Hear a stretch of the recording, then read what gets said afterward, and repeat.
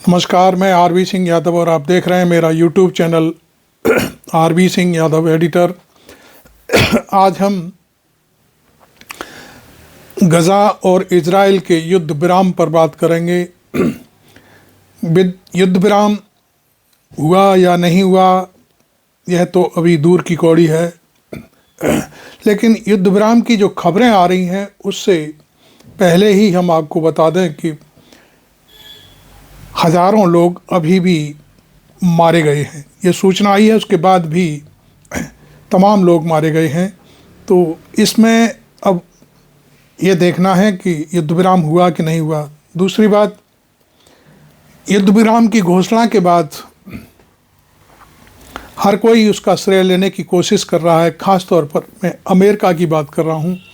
America के वर्तमान राष्ट्रपति और अमेरिका के जो दूरगामी यानी आने वाले राष्ट्रपति, दोनों ही इस युद्ध विराम की जो कवायद हुई है या रोकने की घोषणा हुई है उसको अपना अपना श्रेय देकर अपना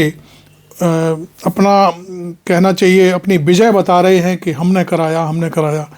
तो पहले मैं थोड़ा सा आपको जो बाइडन ने बोला है उसका एक छोटा सा वीडियो दिखा देता हूँ, उसके बाद फिर मैं इस पर बड़ा बारीकी से बात करूँगा। तो पहले चलते हैं हम बाइडन ने जो कहा है उस बात को सुनने के लिए। And let me speak to important news that from earlier today. After 8 months of non-stop negotiation, my administration, a ceasefire and a hostage deal has been reached by Israel and Hamas. The elements of which I laid out in great detail in May of this year. This plan was developed and negotiated by my team and will be largely implemented by the incoming administration. That's why I told my team to keep the incoming administration fully informed, because that's how it should be, working together as Americans. Yes. आपने सुन लिया कितनी बेशर्मी से एक व्यक्ति जो America का राष्ट्रपति है वो किस तरह से अनाउंस कर रहा है कि मैंने 8 महीने पहले ही इसकी नींव रख दी थी और 8 महीने में मालूम है कितने लोग मरे। हमास को किस तरह से क्या क्या झेलना पड़ा है, ये सारी चीज़ें किसी को मालूम है। बाइडन चलते चलते अपनी सरकार हरवा करके अपनी जो राष्ट्रपति चुनाव की कमला हैरिस थी उनको हरवा करके अब इस तरह की नाटकबाजी कर रहा है। ये कितना शर्मनाक बात है और उसका श्रेय भी ले रहा है कि मैंने ये बंद करा दिया। जबकि दूसरी तरफ मैं ये नहीं कह रहा कि अच्छा कौन है बुरा कौन है, लेकिन ट्रंप ने अपने चुनाव के दौरान ही अपनी जीत के बाद तत्काल ये कह दिया था कि मेरे गद्दी पर आने से पहले ही हमास और इज़राइल के बीच जो युद्ध चल रहा है वो समाप्त हो जाना चाहिए। ये अब इस मामले में आप किसको श्रेय देंगे? आप ट्रंप को श्रेय देंगे या बाइडन को श्रेय देंगे कि किसके जरिए ये युद्ध रुका है? मैं समझता हूँ कि ये निर्णय तो अमेरिका की जनता करेगी कि किसके कहने से क्या क्या हुआ, लेकिन हमें ये अपने एनालिसिस में बताना ज़रूरी है कि पूरी तरह से हमास को ख़त्म करने की जो साजिश थी वो असफल साबित हुई और इसमें मैं समझता हूँ अमेरिका सफल हुआ कि एक देश जो पूरी तरह से आबाद था उसे पूरी तरह से बर्बाद कर दिया गया। उसके जो बड़े बड़े लीडर थे हमास के, गजा में रहने वाले या गजा के लिए लड़ रहे थे, उसकी आज़ादी के लिए लड़ रहे थे, उनको सबको मरवाने में पूरी तरह से अमेरिका का हाथ है। क्योंकि अमेरिका ये नहीं कह सकता कि हमारा हाथ नहीं है। अमेरिका ने सेना भेजी, गोला बारूद भेजा, सारे हथियार भेजे और तमाम दुनिया का डॉलर खर्च किया, लेकिन ये जो गजा में हुआ उसको तो मैं समझता हूँ कोई दुनिया भुला नहीं सकती किसी भी सूरत में। क्योंकि जो चीज़ें हमने देखी कि किस तरह से याहिया को मरवाया गया और सेना भेज करके कोई व्यक्ति यदि आपकी शरण में आ जाता है, आप गिरफ्तार कर लेते हैं तो आप कैसे उसको मार सकते हैं? लेकिन नहीं, ऐसे लोगों को पकड़ करके ध्वस्त कर दिया गया, मार दिया गया। और उसकी श्रेय आज 8 महीने बाद एक राष्ट्रपति जिसके कुछ अंतिम घंटे रह गए हैं राष्ट्रपति बने रहने में, वो इस तरह की बेशर्मी का बयान दे रहा है कि मेरी टीम ने बहुत काम किया, अच्छा काम किया। अरे तेरी टीम ने अच्छा काम किया होता तो शायद तेरी आज सरकार होती अमेरिका में, लेकिन नहीं, तूने तो इतना नरसंहार कराया। मैं समझता हूँ कि शायद दुनिया में कहीं इतना बड़ा नरसंहार नहीं हुआ होगा। हो सकता है कि जो जापान में अमेरिका ने बम फेंके थे उस समय भी इतना बड़ा नरसंहार शायद नहीं हुआ होगा जितना नरसंहार गजा में हुआ है। 10,000, 20,000 कितने मारे गए कोई ठिकाना नहीं है, कोई आंकड़ा नहीं है। वहाँ मैं समझता हूँ कि जो दुनिया भर के 40,000 के आसपास, 50,000 के आसपास पत्रकार जाना चाह रहे थे, वहाँ की रिपोर्टिंग करना चाह रहे थे, उनको जाने से रोका गया। वो तो भला हो दक्षिण अफ्रीका का कि उसने एक याचिका डाली इंटरनेशनल कोर्ट में, और तब जाकर के उसके ऊपर जो बहसें हुई, वो सारी चीज़ें हुई, तब कहीं इस तरह का जो प्रेशर बना है। जबकि वो कह रहा है कि नहीं, मेरी टीम ने बहुत अच्छा काम किया। अरे भाई, जब इंटरनेशनल कोर्ट में और यूनाइटेड नेशंस में जब युद्ध विराम की बातें की गई, तब अमेरिका ने अड़ंगा लगाने की कोशिश की। तो ये कैसे कह सकता है कि मेरी टीम ये काम कर रही थी, वो काम कर रही थी। अब तो यह है कि तूने ये सोचा कि भाई भागते हुए भूत की लंगोटी से ही मेरी साख बनी रह जाए, तो ये काम करने की कोशिश है इसके अंतिम भाषण में। खैर, मैं कुछ बातें और आपको सुनाने जा रहा हूँ, जिसमें मैंने कुछ पुट भाई रवीश कुमार से भी लिए हैं और कुछ दूसरी चीज़ें मैंने कुछ वीडियो भी से कवर किया है। तो देखते हैं हम क्या क्या होने वाला है। इसराइल गजा पर बमबारी करता रहा, लेकिन इस दौरान वो भूल गया कि गजा में हमास का कोई भी विकल्प नहीं है। न इसराइल और अमेरिका दूसरा विकल्प बना पाए। जैसे इराक और सीरिया में झट से इसराइल और अमेरिका ने एक नया विकल्प खड़ा कर दिया। जिस हमास को मिटाने की कसमें इसराइल खाता रहा, उसी हमास से उसे समझौता करना पड़ा है। आप कल्पना कीजिए, जब इसराइल की सेना गजा से लौट रही होगी, फिलिस्तीन के लोग अपने घरों की तलाश में उस गजा में लौट रहे होंगे जो अब मलबों के ढेर में बदल चुका है। तो यह किसकी जीत का दृश्य होगा और किसकी हार का? जब इसराइल की जेलों से आजाद होकर हजारों फिलिस्तीनी जीत का निशान दिखाते हुए गजा जाएंगे, तब यह किसकी जीत होगी? आपको याद होगा, हमास के पूर्व चीफ यहया सिनावर ने यही किया था। इसराइल को मजबूर कर दिया था कि वह अपनी जेलों में बंद सैकड़ों फिलिस्तीनियों को रिहा करे। इसराइल उस अपमान को नहीं भूल पाया, बल्कि उसे अब भी याद दिलाया जा रहा है। इसराइल ने बेशक हमास के सारे बड़े नेताओं को खत्म कर दिया, लेकिन इसके बाद भी इसराइल को हमास से ही समझौता करना पड़ा है। लाखों टन बम गिराने के बाद भी हमास ने सरेंडर नहीं किया, बल्कि इसराइल को हमास से समझौता करना पड़ा। यह जरूर एक बड़ा सवाल है कि हमास ने फिर क्यों भरोसा किया। इस समय तो यही दिख रहा है कि गजा में इसराइल का कोई भी मकसद पूरा नहीं हो रहा। लेकिन याद रखिएगा, इसराइल केवल गजा की तरफ देखकर युद्ध नहीं कर रहा था। उसका हासिल भले गजा में ना दिखे, लेकिन यमन, सीरिया, लेबनान और ईरान की तरफ देखने से इसराइल का मकसद और उस दिशा में उसकी कामयाबी का चेहरा दिखाई पड़ जाता है। हमास और इसराइल के बीच का समझौता किसी की खुशी या किसी की जीत की खबर नहीं। इस पूरे युद्ध में मानवता की हार इतनी बड़ी है कि कोई युद्ध विराम, कोई समझौता किसी की जीत बन ही नहीं सकता। इन दोनों की जीत तो बिल्कुल नहीं, ट्रंप की न बाइडेन की। बाइडेन अपनी टीम को श्रेय दे रहे हैं और ट्रंप इसका श्रेय खुद ले रहे हैं। बाइडेन की टीम कह रही है कि यह उनके कार्यकाल की सबसे मुश्किल कूटनीतिक सफलता है, तो ट्रंप की टीम कह रही है कि सबसे आसान काम था उनके लिए। बाइडेन को 1 साल से ज्यादा वक्त लगा, तो ट्रंप ने 1 दिन में हासिल कर लिया। ट्रंप के कारण भले ही इसराइल रुक गया है, लेकिन मध्य पूर्व और खासकर गजा में इसराइल की क्या भूमिका होगी, हमास की क्या होगी, क्या इसराइल फिलिस्तीन को स्वतंत्र राज्य के रूप में मान्यता दे देगा, क्या पहले से अधिक फिलिस्तीन को आजादी दे दी जाएगी, इन सब पैमानों पर ट्रंप का इम्तिहान अभी बाकी है। याद रखा जाना चाहिए, ट्रंप ने अपने पहले कार्यकाल में जेरूसलम को दूसरी राजधानी के रूप में मान्यता दी थी। गजा में इसराइल के दखल को मजबूत ही किया। अक्टूबर में चुनावों के दौरान ट्रंप ने कहा कि उनके दफ्तर में आने से पहले गजा में युद्ध समाप्त हो जाना चाहिए। टाइमिंग देखिए कि ट्रंप के दफ्तर में आने के चंद घंटे पहले गजा में युद्ध समाप्त होने जा रहा है अमेरिका और इसराइल की मिली भगत की टाइमिंग का श्रेय अगर आप ट्रंप को देना चाहें या बाइडेन को, इससे गजा की हालत पर कोई खास असर नहीं पड़ता सिवाय इसके कि युद्ध रुकने जा रहा है। Before I begin, let me speak to important news. अपनी सरकार को हराकर बाइडेन किस विश्व विजय का दावा कर रहे हैं? यह समझौता महत्वपूर्ण तो है, इसे लेकर यह देखा जाएगा कि इसराइल को तत्काल क्या नुकसान हुआ और इसके बदले भविष्य में उसे क्या फायदा होने जा रहा है। इसराइल का रिकॉर्ड भी देखना चाहिए। एक सवाल यह भी है कि इसराइल ने गजा में क्या किया है। इसकी जानकारी तो है मगर पूरी नहीं। क्या अब दुनिया भर के पत्रकारों को गजा में जाने दिया जाएगा? यह रिकॉर्ड पर है कि इसराइल ने 4000 पत्रकारों को गजा में जाने नहीं दिया। गजा में इंटरनेट बंद कर दिया गया। बिसान गजा की आवाज बन गई। उनके कई साथी पत्रकार मार दिए गए, लेकिन बिसान ने अपनी रिपोर्टिंग उस हालत में भी जारी रखी।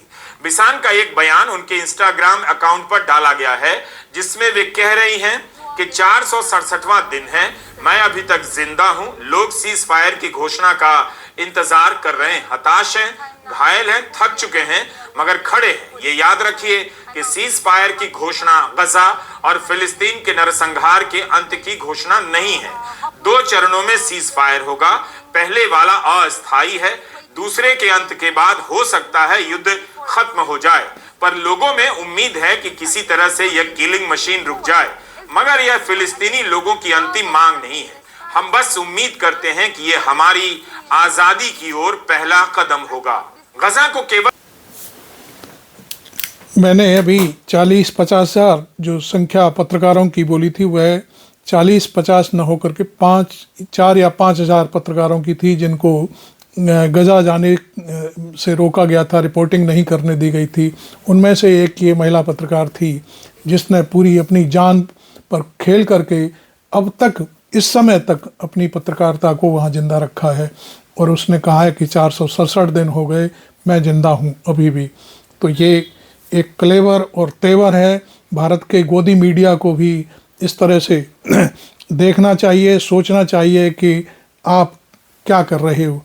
आप जैसे लोग किस तरह से अपने अपने देश में किस तरह से पत्रकारिता कर रहे हो, किसके गुणगान कर रहे हो, लेकिन एक महिला जो आज भी मैं समझता हूँ 467 दिन से लगातार गजा में भूखे प्यासे रह करके वहाँ के हालात पर नज़र रखे हुए है, तो ये एक बहुत बड़ी बात है। कबीर दिखाती हैं, लोग खुश हैं। कबीर की पंक्तियां याद आ रही हैं। साधो ये मुर्दों का गांव, पीर मरे पैगंबर मरी हैं जिंदा जोगी, राजा मरी हैं प्रजा मरी हैं वैद और रोगी। कातिलों ने ऐलान किया है कि अब हम कत्ल नहीं करेंगे। हमने कत्लेआम रोकने की डील कर ली है। हम पहले भी रोक सकते थे मगर हमसे कत्लेआम रुक नहीं रहा था। अगर किसी को श्रेय देना है तो दीजिए दक्षिण अफ्रीका को और उसके राष्ट्रपति को, जिन्होंने अंतर्राष्ट्रीय अदालत में इसराइल के खिलाफ मुकदमा दायर किया। श्रेय देना है तो आयरलैंड, स्पेन, बोलिविया, वेनेजुएला जैसे देशों को दीजिए, जिन्होंने इसराइल के अपराधों को बहुत पहले पहचान लिया और नेतन्याहू के खिलाफ प्रतिबंध लगा दिया। अंतर्राष्ट्रीय अदालत के आदेश के बाद आज नेतन्याहू 120 से अधिक देशों में गिरफ्तार किए जा सकते हैं। याद रहे कि अदालत के इस आदेश की अमेरिका ने निंदा की थी। इनमें भारत के प्रधानमंत्री मोदी का नाम नहीं है। वैसे भारत के अखबारों में युद्ध वही रुकवा रहे थे। कितनी हेडलाइन छप गई मोदी जी को लेकर कि यूक्रेन रूस से लेकर इसराइल के हमले को रुकवाने में लगे हैं, इनकी भी भूमिका है। लेकिन जब समझौते की खबर आई तो ना उनके नाम की चर्चा है ना भारत की। अमेरिका के बयान में तो है भी नहीं। संयुक्त राष्ट्र के महासचिव ने भी अपने बयान में भारत और प्रधानमंत्री मोदी का नाम नहीं लिया, जबकि यहाँ का गोदी मीडिया आपको टहला रहा था मोदी जी वॉर रुकवा रहे हैं। बाइडेन कह रहे हैं उन्होंने 31 मई 2024 को ही प्लान तैयार कर लिया था, जिसे संयुक्त राष्ट्र की सुरक्षा परिषद ने भी मंजूरी दी थी। इस दौरान 10,000 से अधिक लोग मारे गए, यह भी याद रखिए। इन 7-8 महीनों में यह प्लान क्यों नहीं सफल हुआ, क्यों नहीं लागू किया गया? किसी के पास ठोस जवाब नहीं, सिवाय इसके कि अब बाइडेन की विदाई हो रही है, ट्रंप का आगमन हो रहा है। ट्रंप ने चुनावों के दौरान ही कह दिया था आने के पहले युद्ध रुक जाना चाहिए। वैसे ट्रंप और बाइडेन के बीच इसराइल को लेकर खास अंतर नहीं। अमेरिका के राष्ट्रपति कह रहे हैं 7-8 महीनों से काम कर रहे हैं और इधर इसराइल के मंत्री बेन ग्विर कह रहे हैं कि उन्होंने कई बार समझौते की कोशिशों को नाकाम कर दिया। एक मंत्री खुलेआम कह रहा है उसने डील रोक दी। बाइडेन कह रहे हैं वे डील को लागू करने के लिए काम कर रहे थे। क्या यह मंत्री बाइडेन से भी ताकतवर हो गया था?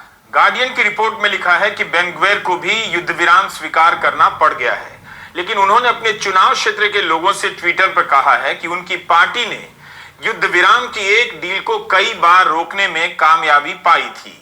इस बीच रॉयटर्स ने रिपोर्ट किया है कि नेतन्याहू के दफ्तर के अनुसार इस्राएली कैबिनेट तब तक युद्ध विराम पर राजी नहीं होगा जब तक हमास अपने लिए छूट पाने की कोशिशें बंद नहीं करता है। नेतन्याहू के दफ्तर का कहना है कि हमास कुछ शर्तों पर पीछे हट सकता है ताकि उसे समझौते में कुछ छूट मिल सके। इस्राएली कैबिनेट इस मुद्दे पर तब तक बैठक नहीं करेगी जब तक मध्यस्थता कराने वाले देश यह साफ नहीं करते कि हमास ने सभी शर्तें मान ली हैं। इन बातों से यही लगता है कि समझौते को लेकर अभी बहुत सारी अड़चनें हैं, लेकिन इसका क्या कीजिएगा कि बाइडेन और ट्रंप ने अभी से ही अपना क्रेडिट लेना शुरू कर दिया है।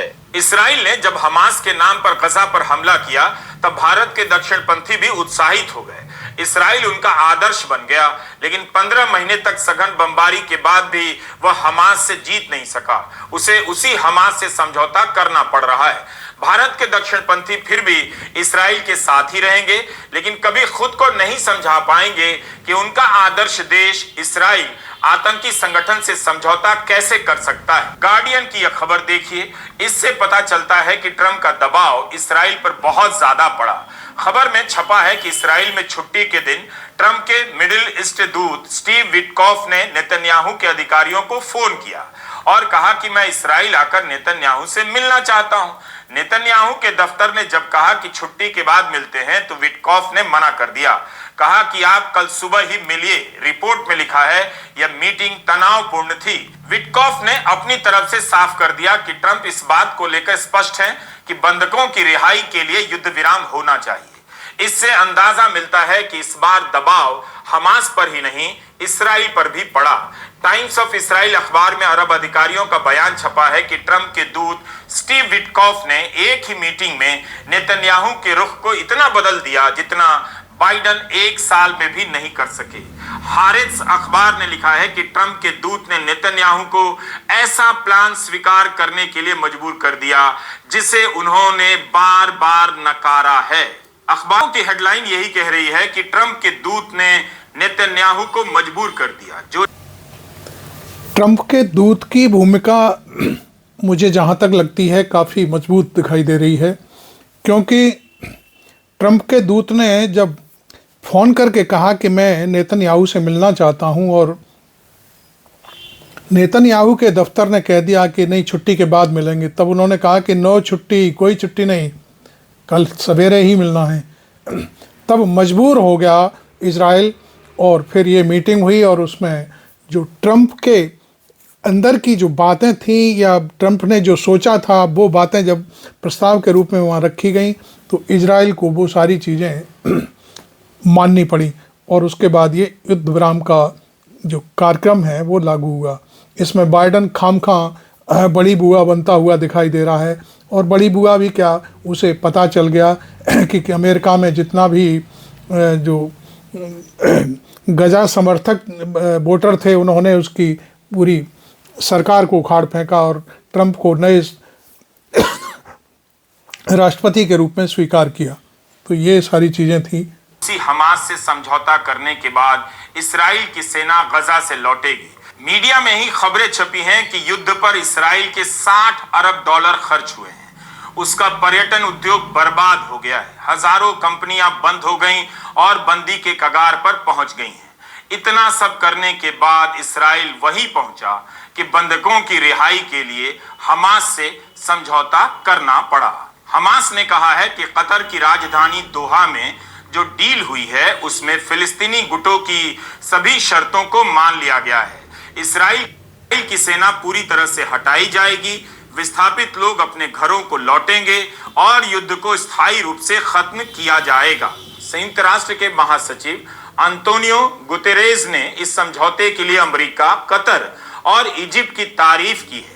कहा है कि एक कूटनीतिक समाधान तलाश करने के लिए उनकी अथक प्रतिबद्धता इस समझौते को संभव बनाने में महत्वपूर्ण रही है। उन्होंने आह्वान किया है कि सभी संबद्ध पक्ष इस समझौते को पूरी तरह से लागू करने के लिए अपनी प्रतिबद्धताओं को निभाने का काम करेंगे। गुतेरेस ने कहा है कि उन्होंने हिंसा की शुरुआत से ही तत्काल युद्ध विराम और सभी बंधकों की तत्काल व बिना शर्त रिहाई का आह्वान किया है। इस्राएल ने संयुक्त राष्ट्र के महासचिव पर प्रतिबंध लगा दिया है। अभी साफ नहीं कि उन पर लगा प्रतिबंध कब हटेगा। इस डील को लेकर कहा जा रहा है कि अगले 42 दिनों में पहला चरण लागू किया जाएगा। इस चरण में हमास 33 बंधकों को रिहा करेगा और उसके बाद आने वाले 2 चरणों में 98 बंधक रिहा किए जाएंगे। इस्राएल की सेना गजा पट्टी से वापस चली आएगी, तब जाकर युद्ध का अंत होगा। युद्ध का अंत अभी नहीं हुआ है। देखना होगा कि पहले चरण में बंधकों की रिहाई किस तरह से होती है। इस्राएल ने अभी तक कोई आश्वासन नहीं दिया है। सारे बयान अमेरिका, मिस्र और कतर से आए हैं। यह भी खबर है कि इस्राएल भी 1000 से ज्यादा फिलिस्तीनी बंधकों को रिहा करेगा। इस्राएल में ही इसे लेकर एक राय नहीं। दक्षिणपंथी समर्थकों का मानना है कि इस्राएल को बंधकों की रिहाई के बाद युद्ध जीतने पर जोर देना चाहिए, तो बहुत से लोग मानते हैं कि रिहाई के बाद युद्ध बंद कर देना चाहिए। इस्राएल 15 महीने से बमबारी कर रहा है, तब भी वह जीत का ऐलान नहीं कर पा रहा। उसे उसी हमास से समझौता करना पड़ा। तो अभी उछल कूद से बेहतर है आने वाले 42 दिनों को देखा जाए कि पूरा मामला किस तरह से दुनिया के सामने खुल रहा है। हमने देखा कि हमास और इजराइल के बीच जो समझौता हुआ है, अंत में निचोड़ ये निकलता है कि शायद अभी भी कसर बाकी है, क्योंकि इजराइल एक बड़ा शातिर और धोखेबाज कंट्री है। वो पता नहीं कब कहाँ पर किस तरह से उलटफेर कर जाए। दूसरी बात, आपने भाई रवीश कुमार ने भी बताया कि ट्रंप वही हैं जिन्होंने यरूशलेम को इजराइल की दूसरी राजधानी की मान्यता दे दी थी। तो आगे चल कर के जब जैसे ही ट्रंप यदि सत्ता संभालते हैं, उस दौर में वो क्या करेंगे क्या नहीं करेंगे ये देखना बाकी है। क्योंकि आपने देखा होगा कि ट्रंप ने सत्ता संभालने से पहले ही कह दिया है कि कनाडा को हम अपना दूसरा एक अगला स्टेट बनाने जा रहे हैं, ग्रीनलैंड पर कब्जा कर लेंगे, पनामा शहर और ये सारी जो पनामा नहर के आसपास की कंट्री हैं उन सबको हम अमेरिका में मिला लेंगे। तो इस तरह का जब उनका विचार चल रहा है, तो निश्चित तौर पर वो कहीं ना कहीं मिडिल ईस्ट से इस तरह से हट जाएंगे, या मिडिल ईस्ट में जो उनका भूमध्य सागर में बेड़ा पड़ा हुआ है अमेरिका का, उसको कैसे हटाएंगे, क्या करेंगे, ये हमारे समझ से अभी बाहर है।